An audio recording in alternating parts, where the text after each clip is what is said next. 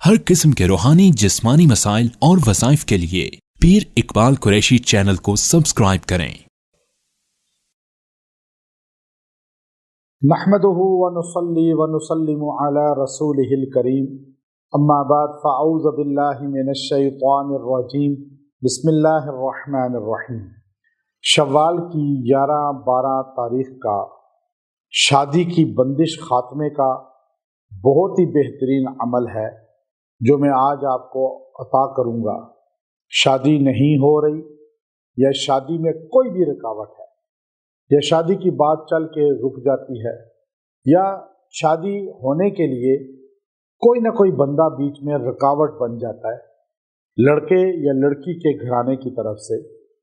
अब अगर आप अपनी मनपसंद भी शादी चाहते हैं या बीच में कोई रुकावट है उसको दूर करना चाहते हैं या शादी की बात चल के रुक जाती है या शादी होकर टूट जाती है या रिश्ता आता ही नहीं, आपने ये 2 दिन का वजीफ़ा है, इसको आपने पढ़ना है और इंशाअल्लाह अज़ीज़ इसकी बरकत से आपके शादी के अल्लाह असबाब पैदा फरमा दे।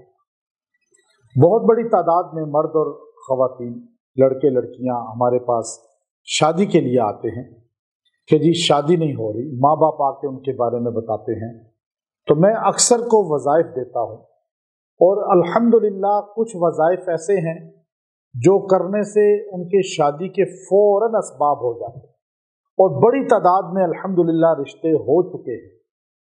लेकिन इसमें आपकी पढ़ाई का दखल भी है, आपका यकीन का दखल भी है।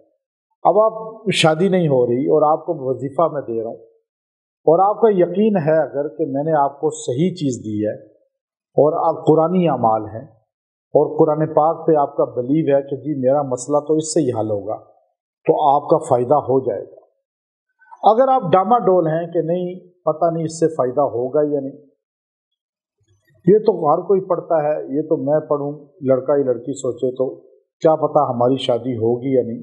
हदीस में आता है अल्लाह तबारक व तआला फरमाते हैं मैं बंदे के गुमान के मुताबिक फ़ैसला करता हूँ। बंदा जो सोचता है वही फ़ैसला हो जाता है अल्लाह का। अब आप देखिए, बंदा गलत सोचता है तो गलत हो जाता है उसके साथ, अच्छा सोचता है तो अच्छा हो जाता है। आप अगर सोचेंगे कि मैं नमाज पढ़ रहा हूँ या पढ़ रही हूँ, मुझे इससे दुआ तो कबूल होगी नहीं, बस नमाज ही पढ़ रही हूँ, तो नहीं कबूल होगी। और आप अगर कहें नहीं मैं नमाज पढ़ के दुआ करूँगा या करूँगी तो कबूल होगी, तो कबूल हो जाएगी। पहले तो वज़ाइफ में यकीन अपना मजबूत करें कि मेरा इस वजीफे से इंशाअल्लाह काम होगा, और अगर आपका यकीन कमज़ोर है तो फिर काम नहीं होगा। तो ये बात कहने का मकसद ये है कि मेरे पास ऐसे लड़के लड़कियां आए जिनकी एज 35 तक जा चुकी थी, शादियां नहीं हो रही। मैंने उनको जब समझा कर वज़ाइफ दिए यही वजीफा, तो बंदिश या रुकावट कोई होती है हम उसका ख़ास रुकिया करके दम करके पानी पिला कर तो उससे ख़ात्मा भी कर देते।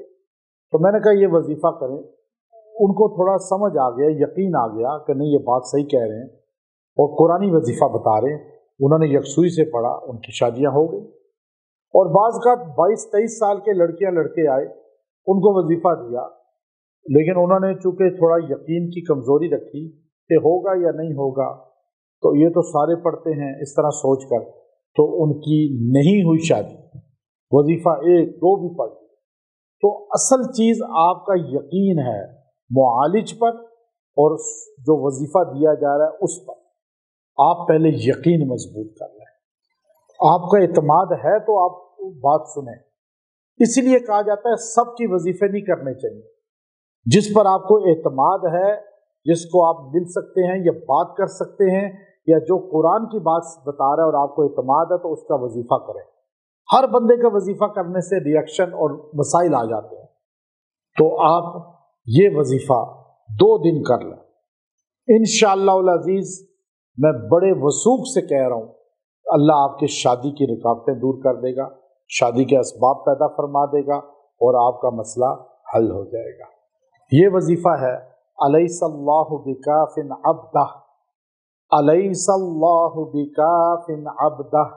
ये आपने पढ़ना है 313 बार روز دونوں دن، اور یہ ڈیٹ گزر جائے بعد میں آپ کو وظیفہ ملے، آپ بعد میں بھی پڑھ سکتے ہیں 2 دن، زیادہ دن پڑھ لیں اور فائدہ ہو جائے گا۔ آپ یہ 2 دن وظیفہ پڑھیں، اول آخر درود شریف پڑھ لیں 3 بار انشاءاللہ العزیز۔ ماں باپ بھی پڑھ سکتے ہیں بچوں کے لیے، بہن بھائی بھی پڑھ سکتے ہیں دوسرے کے لیے، آپ خود بھی پڑھیں، انشاءاللہ شادی کا مسئلہ حل ہو جائے گا، رکاوٹ دور ہوگی۔ وآخر دعوانا الحمدللہ رب العالمین۔